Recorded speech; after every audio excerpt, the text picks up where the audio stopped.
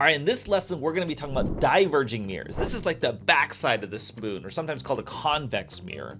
And so we're going to do just like we did with converging mirrors. We're going to talk about ray diagrams, why we only get virtual images, and how do we analyze it using the mirror equations for that. All right, so now we're going to look at convex mirrors. So this is what happens here is, oh, this picture is messed up.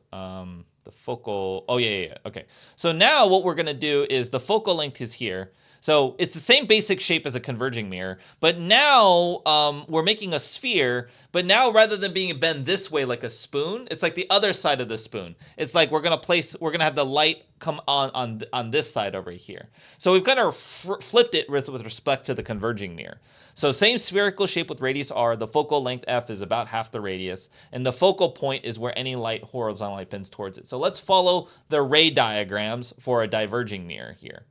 Okay, so here we're going to play the object over here. So compared to the converging mirror, which is more like this, then the convex mirror, the diverging mirror is more like this, and the focal length is, again, always on the side where the curvature is, right?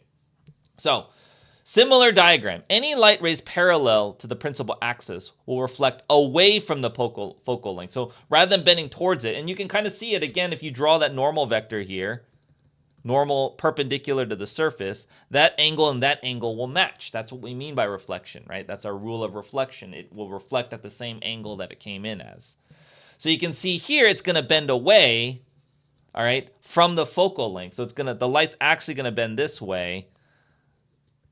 Okay, but you're going to imagine that it came from over here, and that light ray appears like it will come from this focal point.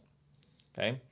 The second ray is any light ray, the blue one here, any light ray that hits, again, the center here because of this normal vector, it will reflect at the same angle away, and it will look like it appears to come from over here, the dashed line, right?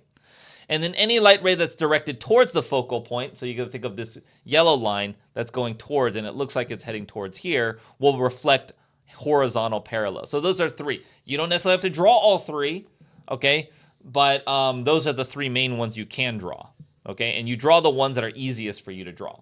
And again, where they intersect on this side is going to be where the image is formed. So here the image is located, okay? Where any of the two appear to intersect. Now, for a diverging mirror, we actually are going to find out that all the images are virtual. So let's take a look at the mirror equation again.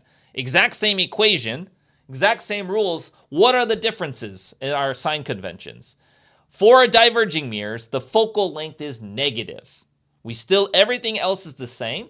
SI is positive as a real image. SI is negative as a virtual image, but F is a negative value. Okay, so they might give you a distance, say 10 centimeters, but you need to know if it's a diverging mirror, I got to make that negative 10 centimeters. Okay, now a diverging mirror will always have a virtual image, and let's see why that is. You have 1 over SI, if you solve for it, is going to be 1 over F minus 1 over SO. Now we know that this guy is always positive, and we know for a diverging mirror, this is always negative. So this whole term will always be less than 0. Always for diverging mirror. Does that make sense?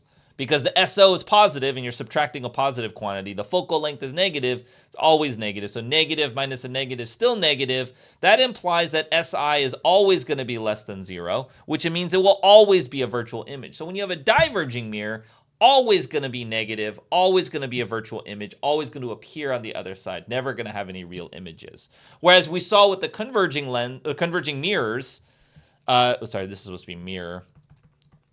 With the converging mirror, it's sometimes, depending on where you place it, it would sometimes be real, sometimes be virtual. With a diverging mirror, always virtual. So let's go through an example of one here. So here we shows a diverging mirror with the focal point F, center of curvature C, and an object represented by the solid arrow. On the figure above, draw a ray diagram showing at least 2 incident rays and the image formed by them. Okay, so again, here we're going to draw a line that goes towards horizontal. And it's going to look like it bends away, from the focal point. So it's going to go like this. So this part, you would just do. That's like where it appears from, right? That's the first ray. Then the second ray, again, as I like to do this one here. Now, because of this of the ruler, I actually think maybe the ray where I draw it towards the focal length will be a little bit easier. So I'm going to draw one that looks like it goes here, but then it's instead of going that way, it's going to reflect parallel. Like that. Okay, so you see they don't converge over here, but then what we want to do is trace back where these two lights look like they come from. So this one is going to look like it comes from the focal length. This one is going to look like it comes horizontally here. So then the image is going to be formed where those two black dashed lines intersect. So it's going to form right there.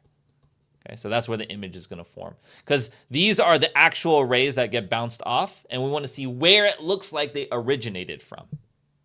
Okay, is the image real or virtual? It is virtual because the light does not pass through the image.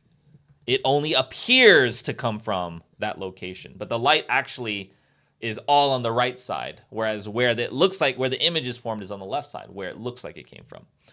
The focal length of this mirror is 6 centimeters, and the object is located 8 centimeters away. Calculate the position of the image formed by the mirror. Do not simply measure your ray diagram. Okay, so we're going to do 1 over SI plus 1 over SO is equal to 1 over F. Right, the focal length is negative 6 centimeters, negative 6, right? Because it's a diverging mirror. Even though they told you that the length was 6 centimeters, that's just telling you that this is 6. But when we use this formula, you need to use the correct sign convention. The object is located 8 centimeters away, and that's always positive. So now we're going to do 1 over SI is equal to 1 over F minus 1 over SO, which is 1 over negative 6 minus 1 over 8. Right? So it's 1 divided by 6, 1 divided by 8. I get negative 0.2916667. And so the SI, you're just going to do the reciprocal of that 1 divided by that. You're going to get 3.43 centimeters, or negative 3.43 centimeters. And so that's going to be 3.43 centimeters away. Okay, it's negative because that just indicates the virtual. It's a virtual image, and it's located here. This is going to be 3.4 centimeters, which is, I don't know, pretty good from that image there. If you found this video helpful, come check out our school community.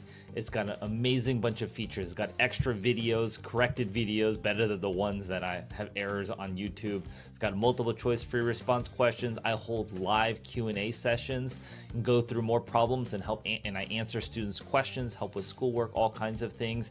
If you want to check it out, look in the description below or check out the website and find us in the school community. You get a 7-day free trial to give it a shot, just to check it out, see what it's like, come join some calls, and honestly, come learn AP Physics 1 even faster with us.